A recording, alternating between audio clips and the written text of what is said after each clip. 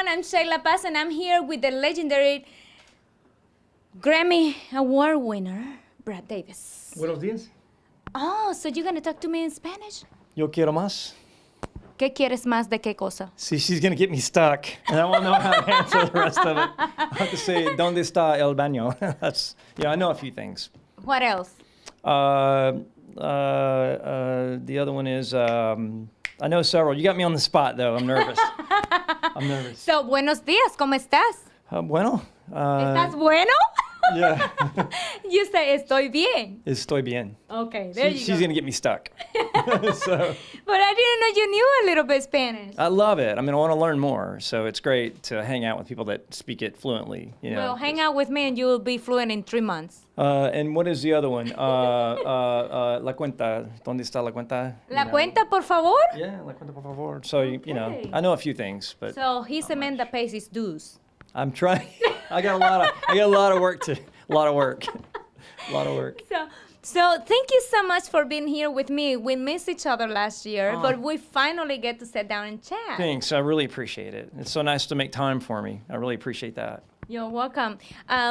You are so kind, so kind of like this down-to-earth person. I really wasn't expecting that. I'm sorry to say, but that's the truth. Well, I've been a hired gun for many years. I played for a lot of artists, and when you work with a lot of artists, you work with a lot of egos, and you work with a lot of high-maintenance people.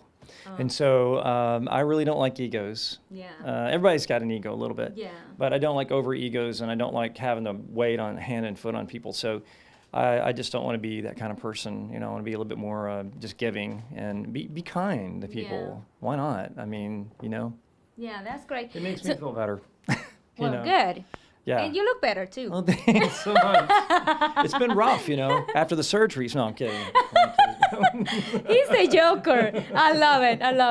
So, tell me, what does it feel like to win a Grammy and standing there in front of the whole crowd? It's amazing. I was at Billy Bob Thornton's studio, and we were cutting his record. Actually, we're in a band together called the Boxmasters, and we're cutting his record for Universal. And Warren Zevon, who wrote all the hits for Linda Ronstadt, and the list goes on and on and on, rock and roll songwriter, came in about 2 months to live. He had cancer really bad, and he was walking on a cane and was in really pain, a lot of pain. And so he came into Billy's studio, and we were cutting Billy's last song for the record for the Boxmasters. And the band was already there, and so Warren came down, and we all felt like a lot of compassion for the fact that he was there to see Billy before he died. Aww. And so Billy said, the studio's paid for, it's my gift to you. Cut your last song here. He had one more song to cut. He cut Knocking on Heaven's Door. This is the Wall of Fame, or the Wall of Shame, however you want to look at it. All the people that record down in the studio here sign their name on the board. Warren Zevon, right there. One of the greatest songwriters who ever lived. And his last album, and he knows this is his last album. This could be the last time, maybe the last time, I don't know.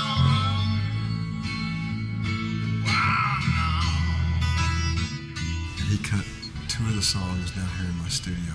Tonight, we did Knocking on Heaven's Door. Knock, knock, knocking on heaven's door. We got Tommy Shaw from Styx, John Waite. It's hard to get good help around here. Black Crowes drummer Steve.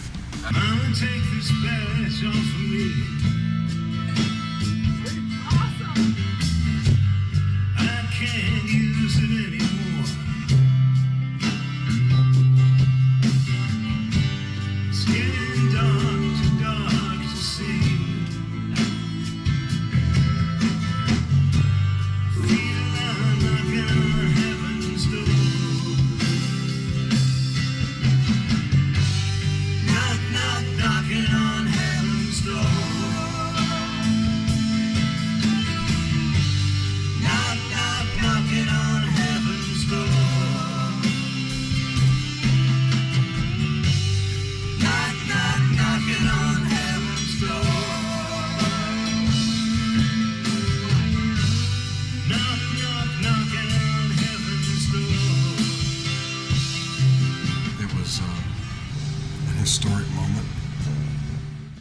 So it was emotional. I Yeah, mean, you're really, getting really. me emotional right now. Oh, No, I'm no, kidding. it was tough. It was tough, man. I mean, we played, and I don't think there was a dry eye in the studio. Tommy Shaw was there and John Hyatt.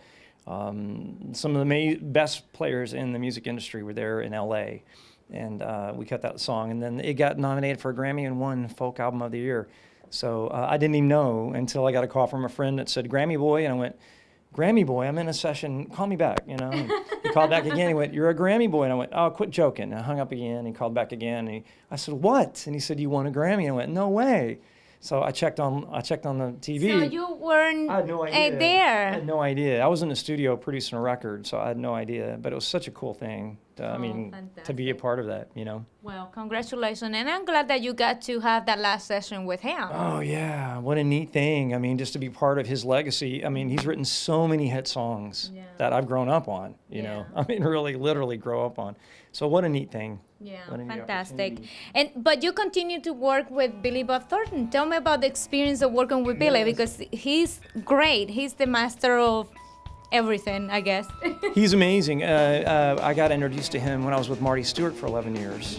You know, I call him the country matador because he always dresses with Manuel coats and black taw collars, and you would imagine him to be probably from Cuba, the way he looks. He's got that look to him. So, but I was with him 11 years, and Marty was producing his new record for Lost Highway. And it was Billy's first record, and I got to meet Billy that way. We became great friends, and the record was finished, and Billy said, would you come back out and engineer? Because I'm an engineer too. Would you come back out and engineer, and we could write some songs together? So Billy's brother died at 29, and he was very much like me, Billy tells me. He wrote songs, he played guitar, and you know, they were very close. He died of a heart attack, and so he puts me in that spot, you know, in that slot. So we're very close. I was just at the Fort Worth Film Festival. So you are just like his brother. Pretty much. I mean, I was at his the Fort Worth Film Festival with him last night, and he has a new movie out called Jane Mansfield's Car. Oh, maybe that's why he lost all the weight. Yeah, probably so. It was the part he had to lose the weight for. But he's a great guy. He played on my new record, and so I got to be good friends with him. And then we write soundtracks. We're working on a new script, 2 new soundtracks for 2 new movies that I can't say the name of them. But he's a great drummer. When he was 8 years old, he played drums as 8 years old on, and then opened for ZZ Top as a teenager. So he's a great drummer that no one knows that he plays drums. He became an actor by accident. Totally by accident. So he played drums on my new record, Iron Giant, and we have a lot of fun working together. So a lot of fun. Fantastic. Tell me about the new record, Iron Giant. What are should we expect from that album? Well, if you like ZZ Top and you like AC/DC and you like the Eagles and you like Gordon Lightfoot, I'm naming some of my favorites. And Jeff Beck, guitar players out there, you know, drive thousands of miles to see Jeff Beck. That's what the record's about. It's about taking my technical ability. I've got a technique no one else does, and it's a very, very interesting technique that I stumbled on by accident, and it's become a thumbprint. And so when I was producing Tommy Shaw's record, Tommy said, you have to get this out. You have to do a record. You have to do electric record. You are the shredder from here out. All right. So I said, okay, so I'm the shredder. He said, yeah. And if Tommy Shaw names you, you know, you should probably take it. So I went ahead and started working on this record, and it's basically a ride. It's classic rock meets country with a twist of bluegrass, and somehow underneath the whole thing. And Sound like a bomb to me. it's a big bomb. So, and Iron Giant, there's a couple of instrumentals on there. There's a symphony that I wrote that is with an amazing violinist named Anne-Marie Calhoun. And she's, if you check her out online, she's amazing. She's one of the most sought-after violinists in Los Angeles. And she played on it, and Billy played on it. And it's just really neat to put some stuff together. It's kind of like the Saints of Havana. They're bringing their passion, and I'm finally able to take and put together my passion as an electric guitar player with this technique. It was always on acoustic before. Yeah. And now we're putting it to the electric, and we're basically turning the switch and the knob to 11. Wow. And it's rock and roll. It's a lot of fun. Well, I can't wait to hear it. When should we be able to buy it? We're working on a release date right now and a sponsor. We're going to probably release it with a sponsor at the same time. So that takes some time. So it may be the first of the year before we have it out. All right. So are you going to be performing anywhere soon? Yeah, actually, the Saints of Havana have asked me to come and do a couple songs tonight. and play one song with them. So I'm going to go ahead and showcase a couple of songs tonight. You won't be there. Oh, I'm gonna miss it. We'll miss you, but Okay. yeah, it'll But be fun. I'll get to see the footage because they promised me they're gonna send me a video. So you gonna get to see it anyways. That's right. You will get to see it, whether you like it or not. Okay. All right. She will So make you see it. okay. So are you gonna do any other shows before the year end? Probably not. We'll probably be in the studio working on all the logistics for release, which will take a long time. And I produce a lot of records, so I'll be busy working on new soundtracks for Billy Bob. And we have a new record with the Boxmasters. That's going to be out the first of the year, so got a lot to work on. All right. Tell me about working with Tim McGraw. Oh, Tim's great. Tim, I produced a tribute album on Tim McGraw, and Tim cut a song of mine on his first record. Ain't No Angels. Good old country lingo, Ain't No Angels. And Tim's a really sweetheart of a guy. Very nice guy. And he's become a powerhouse in country, Yeah.